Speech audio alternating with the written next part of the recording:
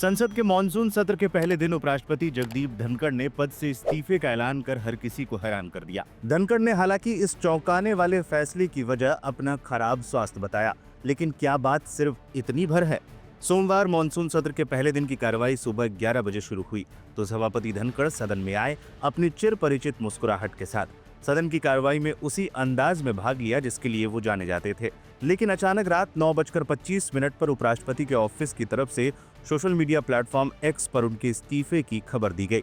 धनखड़ का इस्तीफा राष्ट्रपति द्वारा स्वीकार भी कर लिया गया और प्रधानमंत्री की तरफ से उनके बेहतर स्वास्थ्य की कामना करने वाला ट्वीट भी सामने आ गया। उपराष्ट्रपति पद से जगदीप धनखड़ के इस्तीफे को लेकर राजनीतिक चर्चाएं तेज हैं।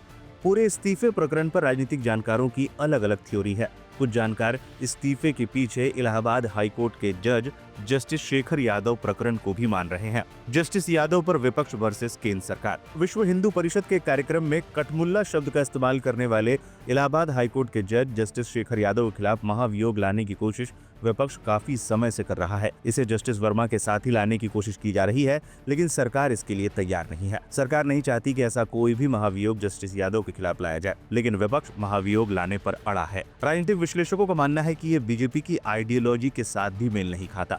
बीजेपी कभी नहीं चाहेगी कि संघ के संगठनों में से एक विश्व हिंदू परिषद के कार्यक्रम में सनातन की तारीफ करने वाले पर कोई कार्रवाई हो, लेकिन सूत्रों के अनुसार बीजेपी को यह अंदेशा हो रहा था कि धनखड़ विपक्ष की ये मांग मान सकते हैं। जज के खिलाफ महाभियोग का notice. Aim right, achieve big. At KR Mangalam University, we provide you the platform to turn your dreams into reality. At KR Mangalam University. पिछले साल दिसंबर में विपक्षी सांसदों ने राज्यसभा में जस्टिस शेखर यादव के खिलाफ महाभियोग का नोटिस पेश किया था। जस्टिस यादव के खिलाफ राज्यसभा में 54 सांसदों ने महाभियोग का नोटिस दिया था। इसे मंजूर करने के लिए 50 सांसदों के हस्ताक्षर सही होने चाहिए थे, लेकिन 44 सांसदों के हस्ताक्षर का ही वेरिफिकेशन हुआ था। कई सूत्रों का तो ये तक कहना है कि सिर्फ एक सांसद के साइन पर मामला अटका हुआ था, जिनके साइन 2 बार लग रहे थे।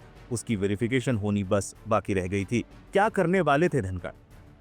सूत्रों का कहना है कि सरकार को यह विश्वास हो गया था कि मंगलवार को दोपहर 1 बजे बिजनेस एडवाइजरी की मीटिंग के दौरान वो जस्टिस शेखर यादव के महाभियोग वाले नोटिस को स्वीकार करने वाले हैं। ऐसे में एक संवैधानिक संकट जैसी स्थिति पैदा हो सकती थी। सरकार जो मोशन नहीं चाहती वो मोशन आ जाता। विपक्ष की इस रणनीति में उपराष्ट्रपति का शामिल हो जाना सरकार के लिए बड़ी चिंता की बात थी। साथ ही साथ जस्टिस शेखर यादव के जरिए विपक्ष एक नैरेटिव खड़ा करना चाहता था और सूत्रों की माने तो इसमें जगदीप धनखड़ मददगार बन रहे थे। सीमा लांघने के चलते देना पड़ा इस्तीफा।